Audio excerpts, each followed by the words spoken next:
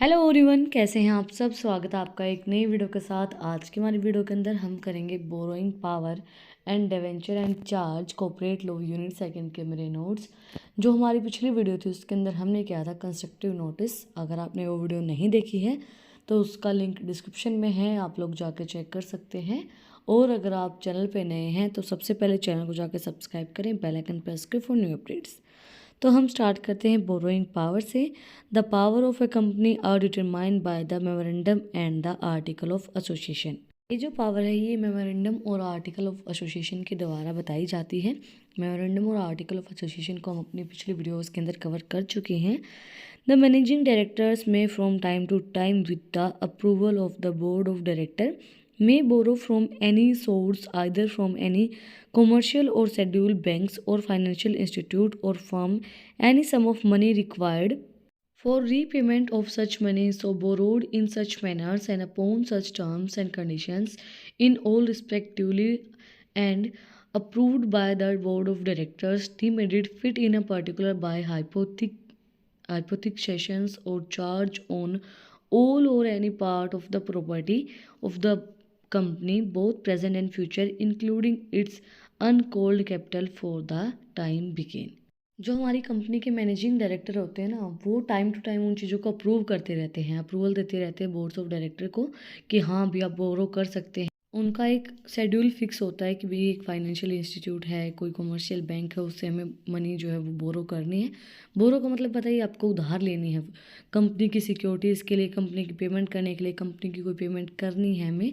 तो वो borrowing power managing director time to time provide करवाता रहता है, अप्रूवल देता रहता है बोर्ड ऑफ डायरेक्टर को कि हाँ अभी आप ले सकते हो कोई भी बैंक से, आपको जो भी आपका बैंक है उससे आप वो चीज़ें बोरो कर सकते हो एक मैनर के अंदर। Methods of borrowing: company borrow money from various sources including their directors and shareholder, personal contact, banks and institutional investors and through the stock exchange।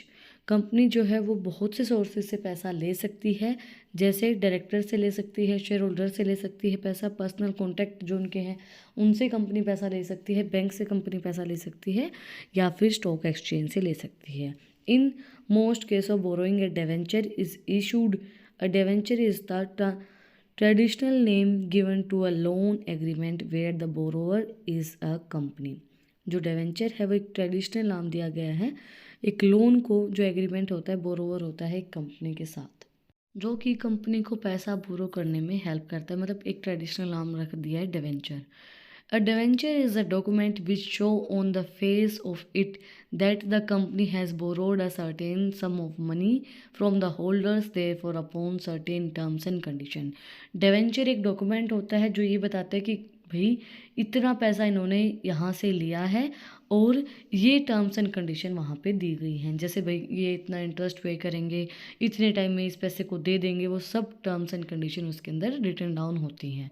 The Company Act states that a debenture includes debenture stock, bonds, and any other securities of company, whether constituting a charge on the assets of the company or not।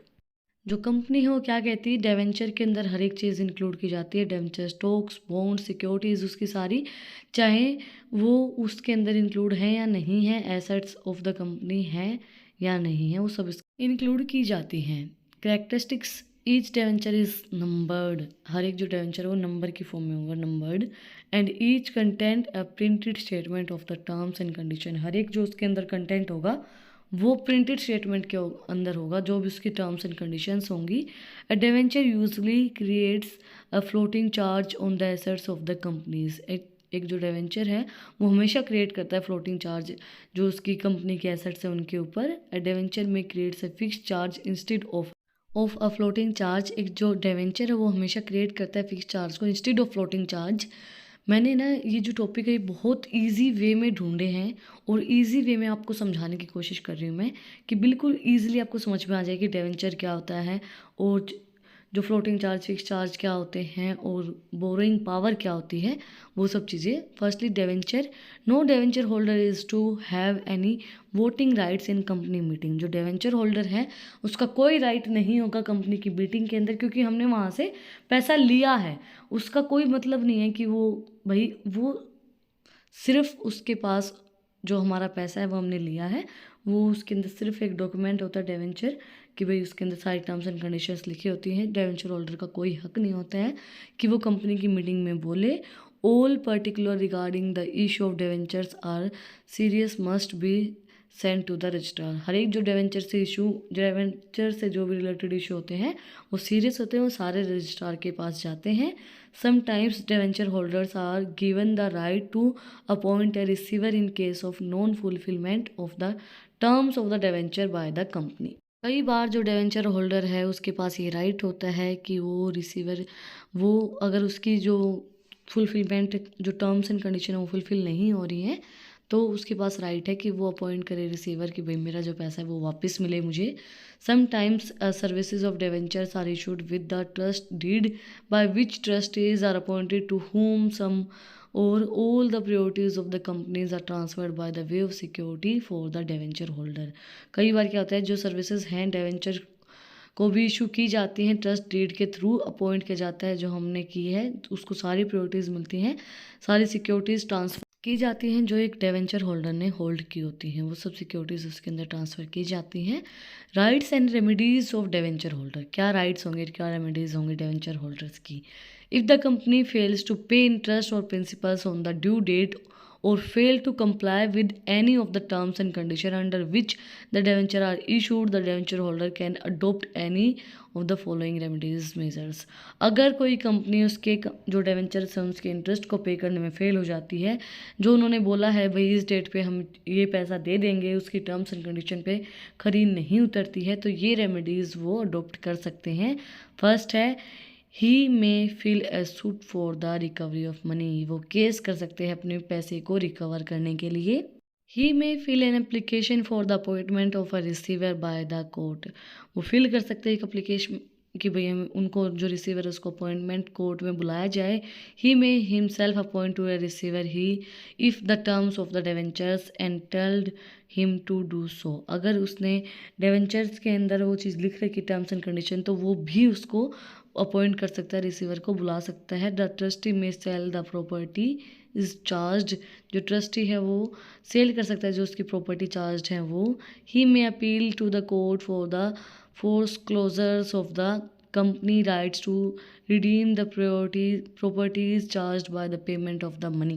जब भी हम किसी से उधार में कोई चीज़ लेते हैं, बोरोइंग लेते हैं, तो हमें उसके बदले में कुछ देना पड़ता है, कुछ गिरवी रखना पड़ता है। तो जैसे हमने उधार लिया, हमने क्या किया, हमने लैंड पे लोन ले लिया, अपनी ज़मीन पे लोन ले लिया, तो उस वो ये बोल रहे हैं इसके अंदर कि आप वो जो ज़मीन है उसको आप ले सकते हो अपने पैसे के बदले, भाई उस पर आपने कब्जा कर लिया अपना, कि अगर आपने पैसा नहीं दिया तो अब ये ज़मीन मेरी हुई। It may present petitions of the winding up of the company, वो उस टाइप पे प्रेजेंट हो सकता है जब अपनी की जो कंपनी है वो वाइंड अप हो रही है। Then fixed charge, a fixed charge is a charge or mortgage secured on particular property, example land and building, a ship, piece of machineries, shares, intellectual properties such as copyright, patents, trademark, etc.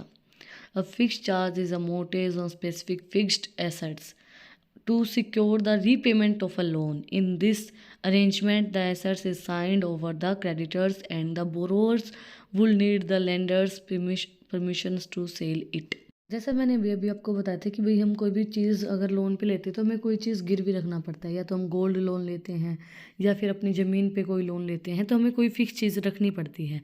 तो fix charge का मतलब क्या होता है, एक मोटे एक security होती है, या तो आपकी प्रॉपर्टी की होगी भाई लैंड, बिल्डिंग, कोई मशीनरी है, कोई शेयर्स हैं, या फिर कॉपीराइट है आपका, कोई ट्रेडमार्क है, पेटेंट है, उस चीज़ उसके ऊपर आपको लोन प्रोवाइड करवाया गया है। मतलब कि एक स्पेसिफिक एक फिक्स्ड एसेट्स बता दी जाती है कि भाई ये मैंने गिरवी रखी है और इसके ऊपर मुझे लोन देना है, दिया गया है। अगर वो चीज़ आप मतलब साइन करवा लेते हैं, अगर वो पैसा आपका उस टाइम पे नहीं आता है तो वो चीज़ आपकी हो जाती है, आप उसको सेल कर सकते हो, आपके पास ये परमिशन होती है। जो बोरोवर होता है अगर टाइम पे लोन नहीं दिया जाएगा तो वो चीज़ उसकी जब्त कर ली जाएगी, फिर उसके ऊपर उसका कोई भी राइट नहीं होता है, वो चीज़ उसकी ले ली जाती है। फिर है हमारा floating charge. A floating charge is a particular type of security available only to the companies. It is an equitable charge on all the company assets both present and future, on terms that the company may deal with the assets in the ordinary course of business. A floating charge is a mortgage on assets that change in quantity or value from time to secure the repayment of loan. Such as inventory, जो inventories होती है हमारी वो time to time change होती रहती हैं। तो floating charge एक पर्टिकुलर टाइप की सिक्योरिटी होती है जो सिर्फ कंपनीज को अवेलेबल होती है कि भाई आप जैसे जो हमारी एसेट्स हैं जो प्रेजेंट और फ्यूचर के अंदर मतलब चेंज हो रही है, टाइम टू टाइम उनको बदला जा रहा है, जो हमारी इन्वेंट्रीज होती है वो चेंज होती रहती हैं, तो उसके ऊपर चीज़ें चार्ज की जाएंगी। उसके बेसिस पे भाई आपकी अगर ज़्यादा होंगी उस टाइम पे तो आपकी इन्वेंट्री जो आपने लोन लिया तब कम थी, उसके बाद आपने बढ़ा ली, ज़्यादा हो गई और फिर आप वो लोन नहीं चुका पाए तो वो फिर जो आपकी जो भी इन्वेंट्रीज़ हैं वो सब ले ली जाएंगी। तो फ्लोटिंग चार्ज उनके ऊपर होता है। देखो, फिक्स्ड का मतलब तो वही लैंड बिल्डिंग हमारी होगी जो चेंज नहीं होंगी। फ्लोटिंग का मतलब क्या होगा, जो चेंज होती रहती हैं, जो टाइम टू टाइम चेंज हो जाएंगी। Then share holder versus debenture holders. A share holder has a priorities interest in the company. Share holder का जो है वो प्रायोरिटी इंटरेस्ट होता है कंपनी के अंदर, but a debenture holder is only a creditor of the company. But जो debenture holder होते हैं वो सिर्फ एक क्रेडिटर होते हैं कंपनी के। Every share is included in the capital of the company. हर एक जो शेयर है वो इंक्लूड होता है हमारी कंपनी की कैपिटल के अंदर। But debenture is a loan to the company. But जो डिवेंचर होता है वो एक लोन होता है कंपनी के लिए। Debenture generally have a fixed or floating charge upon the assets of the company. जो डिवेंचर होते हैं उनका एक फिक्स्ड और फ्लोटिंग चार्ज होता है हमारी जो एसेट्स होती है कंपनी की उनके ऊपर। बट जो शेयर्स हैं do not have any charge on the assets of the company because the share holder are the property priorities of the company. क्योंकि जो हमारे शेयर होल्डर्स हैं वो प्रायोरिटीज़ होती है कंपनी की, उनका कोई भी चार्ज नहीं होता हमारी एसेट्स जो कंपनी की होती है उनके ऊपर। A debenture holder is entitled to a fixed interest. जो डिवेंचर होल्डर होते हैं उनका एक फिक्स्ड इंटरेस्ट होता है। But equity holder is entitled to a dividend on profit. But जो इक्विटी होल्डर्स हमारे होते हैं उनका डिविडेंड लेते हैं वो प्रॉफिट के अंदर से डिविडेंड लेते हैं फिर अपना।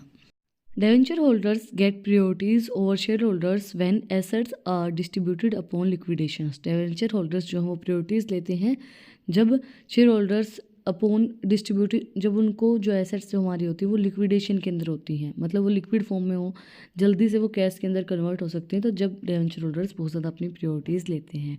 Debentures interest is charge against profit. The dividend on shares are part of profit. जो डिवेंचर्स का इंटरेस्ट है वो अगेंस्ट प्रॉफिट चार्ज किया जाता है और जो डिविडेंड है वो shares are the part of profit, वो पार्ट होते हैं। इसी के साथ आज का जो हमारा टॉपिक है वो कंप्लीट हो गया है, borrowing power, debenture and charge. अगर आपको आज की वीडियो पसंद आई तो आप लोग को पता ही क्या करना है, कमेंट सेक्शन में मुझे बताना है कि आपको वीडियो कैसी लगी। कोई भी डाउट है तो वो भी आप लोग कमेंट सेक्शन में मुझसे पूछ सकते हैं। और अगर आपको इन टॉपिक्स की PDF चाहिए तो टेलीग्राम चैनल का लिंक भी डिस्क्रिप्शन में है, आप उसको भी जाके सब्सक्राइब कर सकते हैं। और भी इंटरेस्टिंग रील्स देखने के लिए इंस्टाग्राम चैनल का लिंक भी डिस्क्रिप्शन में है, आप उसको ऊपर भी जाके मुझे फॉलो कर सकते हैं। फिर मिलते हैं एक नई वीडियो के साथ, एक नए टॉपिक के साथ। Like share and subscribe. Thank you for watching my video.